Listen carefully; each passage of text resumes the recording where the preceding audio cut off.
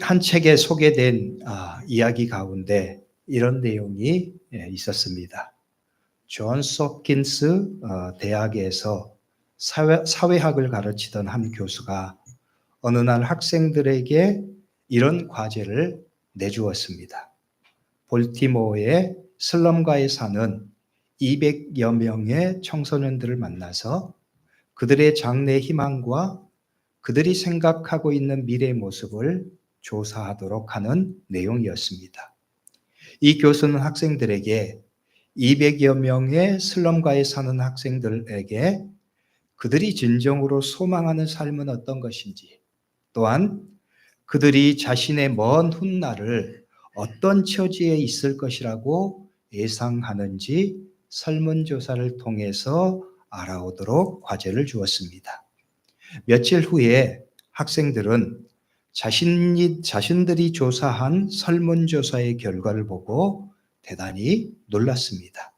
왜냐하면 슬럼가의 청소년 중 90%가 자신은 먼 훗날 교도소에 갇혀 있을 것이라고 응답했기 때문입니다. 그로부터 25년의 세월이 흘렀습니다.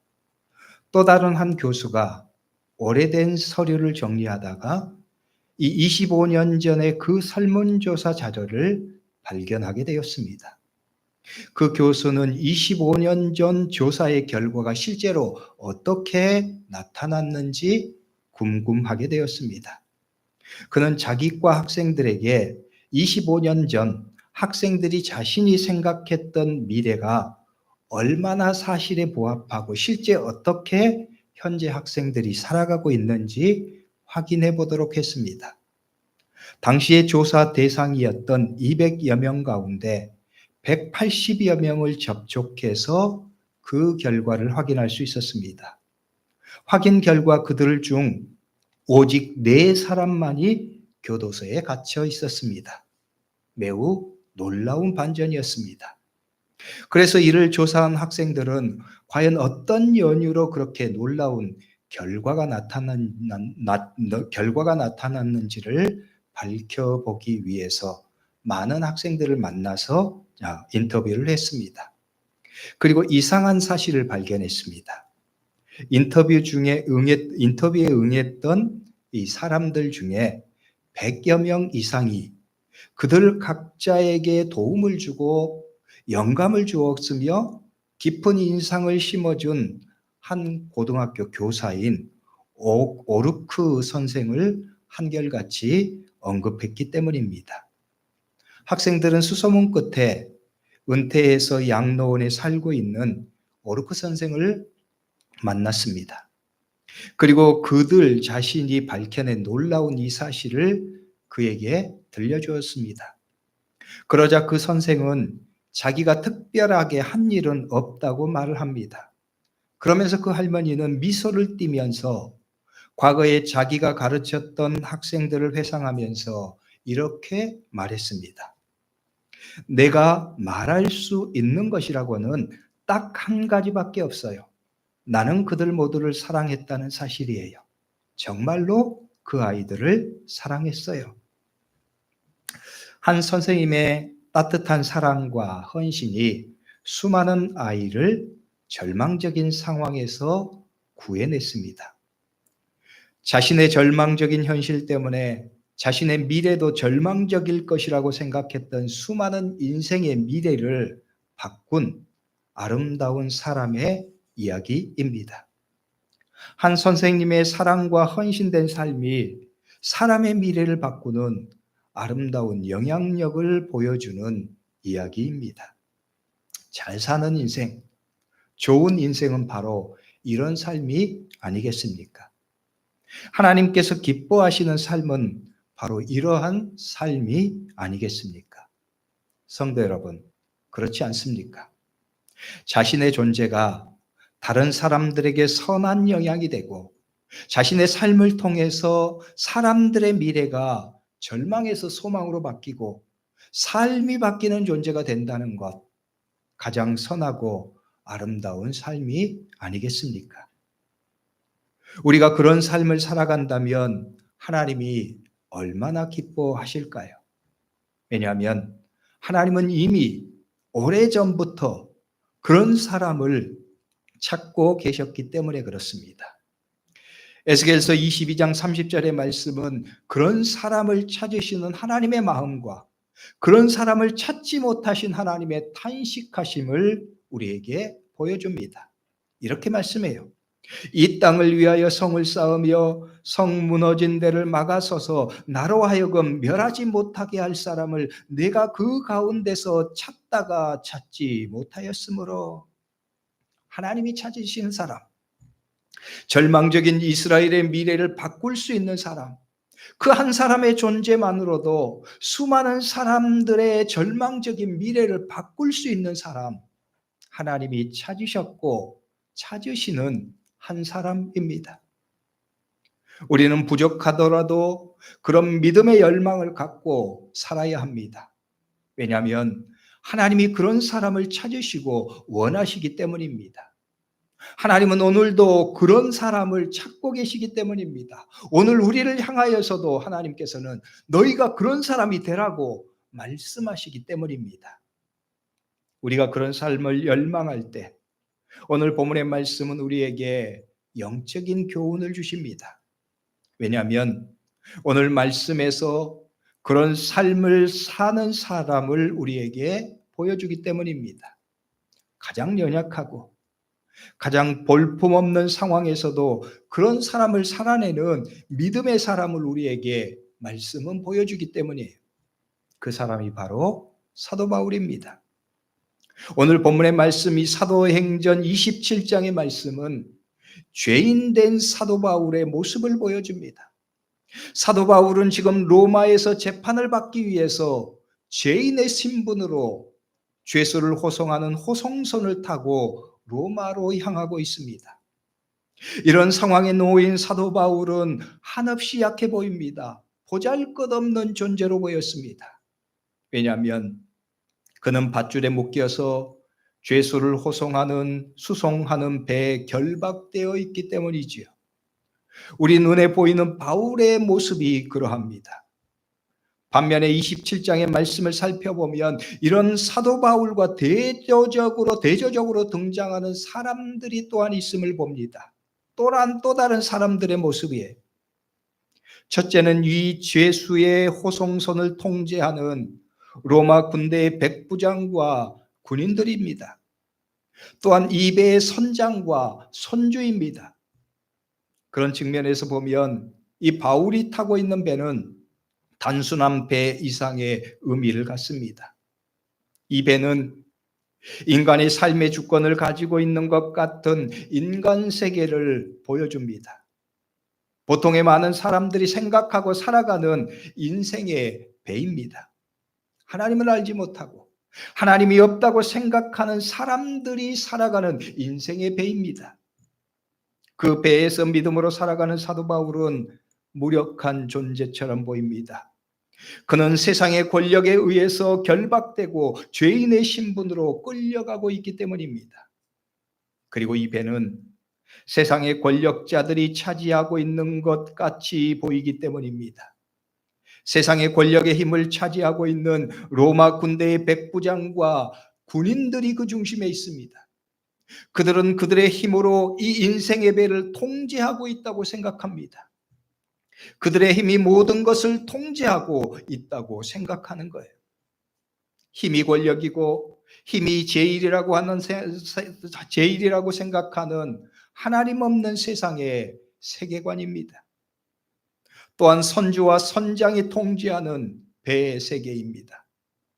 선장은 이 세계를 자기 능력으로 통제하고 이끌어갑니다. 인간의 자기 능력이 이 세계관의 중심에 있습니다. 자신의 오랜 경험과 능력이 이 배라고 하는 세계를 지배하고 이끌어가고 있는 상황인 거죠. 인간의 자기 능력이 주인된 세계입니다. 또한 선주는 돈이라고 하는 능력을 통해서 배를 통제하고 지배하는, 소유하는 존재였습니다. 자신의 돈, 자기의 능력을 통해서 배를 자기의 세계, 자기 것으로 만든 사람입니다. 물질의 부요함이 절대적인 힘이 되고 절대적인 가치로 여기는 세상의 세계관입니다. 하나님보다 돈이 주인된, 돈이 하나님 된 세계에 속한 사람의 모습입니다. 그 세계 속에서 죄수 바울은 한없이 무력해 보입니다. 그는 죄인의 신분으로 세속적인 세계의 주인이라고 주장하는 백부장, 선주, 선장에 의해서 무력하게 결박되어 끌려가는 존재로 보이기 때문입니다. 그런데 이 배가 크나큰 재앙을 만납니다. 그들이 로마로 가기 위해서 지중해를 항해하고 있었는데 유라굴로라고 하는 거대한 폭풍, 광풍을 만나게 되었습니다. 사도행전 27장 14절 15절의 말씀은 이 일을 이렇게 말씀하고 있습니다. 얼마 안 돼요. 섬 가운데로부터 유라굴로라는 광풍이 크게 일어나니 배가 밀려 바람을 맞추어 갈 수 없어 가는 대로 두고 쫓겨가다가, 거대한 태풍을 만난 배는 완전히 통제력을 잃어버렸습니다. 그들은 그가 거대한 태풍이 이끄는 대로 하염없이 끌려가고 있는 상황이 되었습니다. 이 상황에서 그들은 아무것도 할 수 없는 거예요. 로마 군대의 백부장이 그렇게 자랑하는 군대의 힘도 아무 소용이 없었습니다. 그들은 그들 자신의 목숨도 지켜낼 수 없는 무력한 존재가 되어버렸어요. 선장이나 선주도 마찬가지였습니다. 선장의 노련한 능력도 아무 소용이 없었습니다. 그가 배를 타고 배를 통제하면서 쌓았던 수많은 경험, 수많은 기술도 아무런 소용이 없었습니다. 그저 그는 배에 대한 통제력을 완전히 잃어버리고 끌려가는 것이 전부였어요. 15절의 말씀은 배가 밀려 바람을 맞추어 갈 수 없어 가는 대로 두고 쫓겨가다가 라고 말씀합니다. 어떻게 할 수 없어서 가는 대로 두고 쫓겨가는 상황입니다. 끌려가는 상황입니다.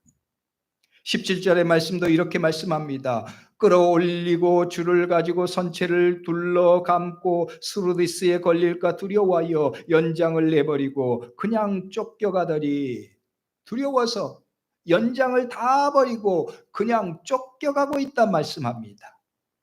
이 배의 선주도 마찬가지입니다. 그가 가진 경제적인 능력으로, 돈의 힘으로 그는 이 배의 주인이 되었습니다. 그런데 지금 그 배의 주인이 아닌 거예요. 그도 이 배에 대해서 아무것도 할 수 없었기 때문입니다. 아니, 이 풍랑 앞에서 그가 가진 물건, 그가 가진 경제적인 능력은 아무런 의미가 없는 것이 되어버렸어요. 마치 휴지 조각 같은 거죠. 그래서 그들은 살기 위해서 배에 모든 규정한 것들을 다 버리고 포기합니다. 18절의 말씀에 이렇게 말씀해요. 우리가 풍랑으로 인해 애쓰다가 이튿날 사공들이 짐을 바다에 풀어버리고 배의 짐들을 귀중한 것들을 다 바다에 풀어 던져버립니다. 19절의 말씀도 마찬가지입니다. 사흘째 되는 날에 배의 기구를 그들의 손으로 버려버리리라. 그리고 마지막에 이르러 20절의 말씀에서 이렇게 말씀해요. 여러 날 동안 해도 별도 보이지 아니하고 큰 풍랑이 그대로 있음에 9월의 여망마저 없어졌더라. 해도 보이지 않고 달도 보이지 않는 시간이 계속됩니다. 그들은 결국 구원의 여망마저, 구원의 희망마저 없어져 버린 절망적인 상황에 부딪히고 말합니다. 성도 여러분, 이 말씀이 우리에게 무엇을 말씀합니까? 인간의 무력함입니다. 인간이 의지하고 자랑하는 것들의 헛됨입니다. 사실 우리 인간은 자기 인생의 배에서 이들이 타고 있던 배가 광풍을 만나기 전의 상황처럼 살아갈 때가 얼마나 많은지요. 인간의 힘이 최고가 되고 최고라고 생각하면서 살아갑니다. 힘을 가진 내가 인생의 주인이라고 착각하면서 살아갑니다. 어떤 사람은 그렇게 말한다고 하지요. 예수를 믿으려면 차라리 내 주먹을 믿어라 라고 말합니다. 하나님 없는 인생의 세계가 주장하는 힘의 논리입니다. 내가 주인이라고 착각하면서 살아가는 인간 세계의 어리석은 가치관입니다. 사람들은 그 힘이 무너져 봐야 그 힘이 얼마나 허망한지, 그 힘이 얼마나 보잘것없는지를 깨닫게 됩니다. 그 힘을 무력하게 만드는 인생의 풍랑을 만나봐야 비로소 인간이 자랑하는 힘이 얼마나 무력하고 보잘것없는지를 깨닫게 됩니다. 인간의 힘과 능력, 자기 성취도 마찬가지입니다. 선장의 노련함이 지배하는 인생의 배였습니다. 자기의 손끝 하나, 자기 결정 하나로 배의 방향이 결정됩니다. 자기가 의도하고 설정한 좌표를 따라서 유유히 항해하는 인생의 배에서 그런 자신은 말 그대로 주인이 됩니다. 마음먹은 대로, 생각한 대로, 계획한 대로 나아가는 인생의 배에서 자신은 절대적인 주인입니다. 자신의 경험, 자신의 성취, 자신의 성공이 절대적인 힘이 되는 인생의 방식입니다. 그런데 그런 배가 풍랑, 광풍을 만납니다. 거대한 바람과 파도 앞에서 인생의 배는 통제불능의 상태가 됩니다. 오늘 말씀처럼 아무것도 할 수 없어 무력하게 끌려갈 수밖에 없는 상황에 내몰리고 맙니다. 그제야 인생이 얼마나 무력한지를 깨닫습니다. 자신이 그렇게 자랑하던 능력, 자신이 자랑하던 경험, 자기 성취와 성공이 얼마나 헛되고 무력한지를 비로소 깨닫게 됩니다. 배의 선주는 또 어떻습니까? 거대한 폭풍우 앞에서 깨져가고 침몰해가는 배에서 자기가 가진 것, 자기 경제적인 능력과 부는 아무것도 아닌 것이 됩니다. 배는 말할 것도 없고 자신의 목숨 하나 부지하기 위해서 자신이 소중하게 여기는 것들을 다 바다에 내던져야 하는 상황에 몰립니다. 왜냐하면 죽음 앞에서 인간의 물질, 인간이 가진 것, 그 모든 것이 아무 소용이 없기 때문입니다. 예수님은 누가복음 12장 20절의 말씀에서 어리석은 부자에게 이렇게 말씀하셨습니다. 하나님은 이르시되 어리석은 자여 오늘 밤에 내 영혼을 도로 찾으리니 그러면 내 준비한 것이 누구의 것이 되겠느냐. 그리고 어리석은 부자와 같은 인간의 문제를 예수님은 바로 이어진 말씀을 통해서 이렇게 말씀하셨어요. 자기를 위하여 재물을 쌓아두고 하나님께 대하여 부여하지 못한 자가 이와 같으니라. 자기를 위하여 재물을 쌓아두고 하나님께 대하여 부여하지 못한 자, 자기 재물이 하나님을 대신한 자입니다. 자기가 가진 재물이 주인이 된 자입니다. 선장의 삶이 그러했습니다. 하나님이 인생의 광풍을 통해서 자기를 위해서 쌓아둔 재물을 흩어버리실 때까지 그의 삶이 그러했습니다. 죽음 앞에서. 그러나 그것이 얼마나 쓸데없고 허무한지를 알게 하시는 거예요. 그러면 어떻게 됩니까?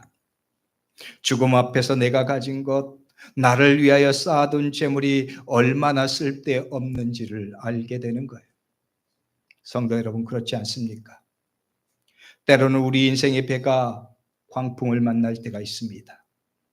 우리 인생의 배가 나 자신의 어떤 통제나 힘도 어떻게 할 수 없는 상황에 부닥칠 때가 있습니다.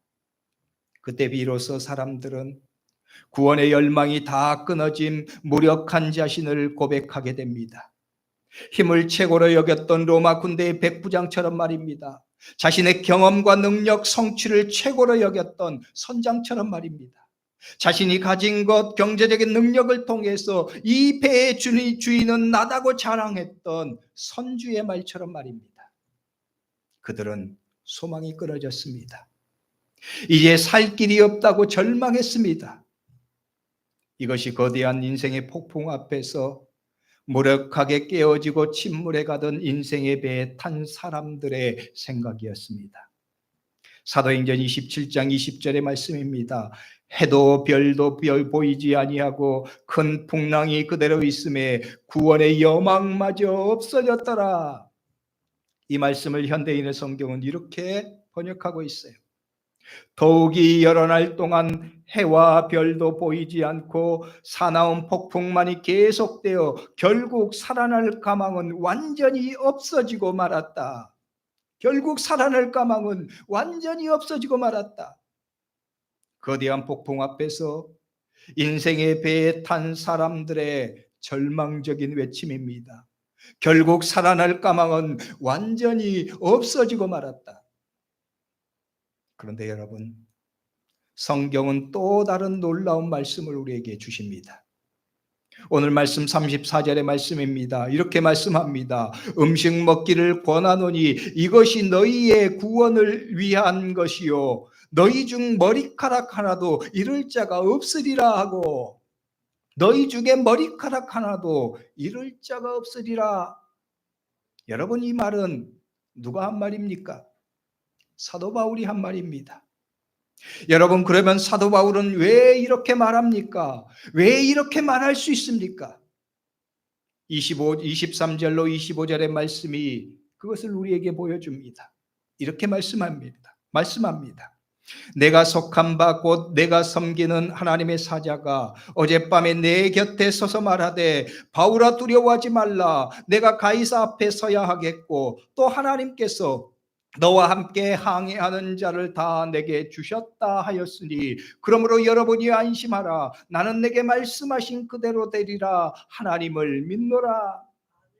하나님이 그분의 사자를 통해서 나에게 말씀하셨습니다. 바울아 두려워하지 말라. 내가 가이사 앞에 서야 하겠고 너희와 하나님께서 너와 함께 항해하는 모든 자를 너에게 주셨다. 나는 내게 말씀하신 하나님을 믿습니다. 내게 말씀하신 그대로 되리라고 나는 하나님을 믿습니다. 그러니 여러분 안심하십시오. 두려워하지 마십시오. 절망하지 마십시오. 여러분 중에 머리카락 하나도 잃어버릴 자가 없을 것입니다. 말합니다. 성도 여러분, 이 바울의 말에는 중요한 메시지가 담겨져 있습니다. 23절의 말씀을 보면 바울은 내가 속한 바 곧 내가 섬기는 하나님이라고 말합니다. 내가 속한 바 곧 내가 섬기는 하나님입니다. 사도 바울은 자신을 하나님께 속한 사람이라고 말합니다. 속했다고 하는 것은 자신의 삶의 주권이 하나님께 있다는 고백입니다. 자신이 삶의 주인이 아닙니다. 자기 힘이 주인된 인생의 배가 아닙니다. 다시 말해서 로마의 백부장처럼 살아가는 인생이 아닙니다. 자기 경험, 자기의 능력, 자기 성취가 주인된 인생의 배가 아닙니다. 선장처럼 살아가는 인생의 배가 아닙니다. 선주처럼 물질이 자기 최고의 가치요 힘이라고 생각하며 자기를 위하여 자기 재물을 쌓아두고 그 재물을 자랑 삼고 그 재물이 주인된 삶을 사는 인생의 배가 아닙니다. 하나님이 주인이신 삶입니다. 사도 바울이 현재의 삶이 그래요.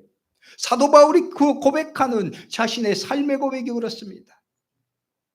또한 그는 내가 섬기는 하나님이라고 말합니다. 바울의 삶은 하나님을 섬기는 삶입니다.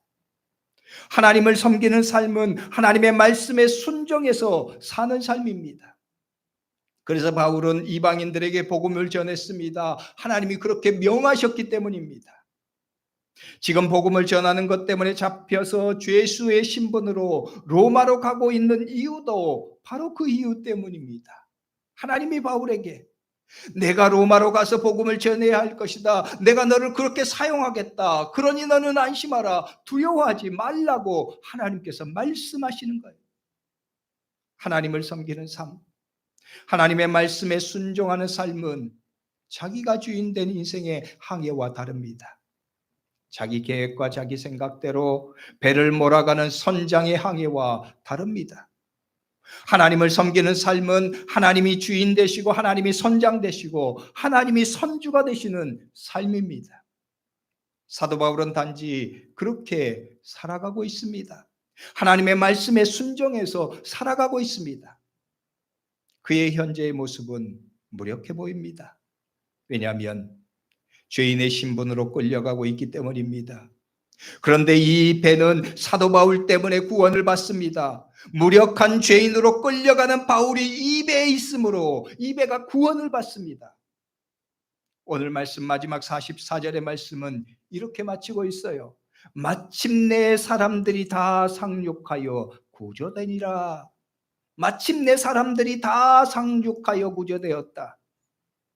그들은 거대한 풍랑 앞에서 구원의 소망을 완전히 잃어버린 사람들입니다. 살아날 소망이 완전히 잃어버린, 끊어져 버렸던 사람들입니다.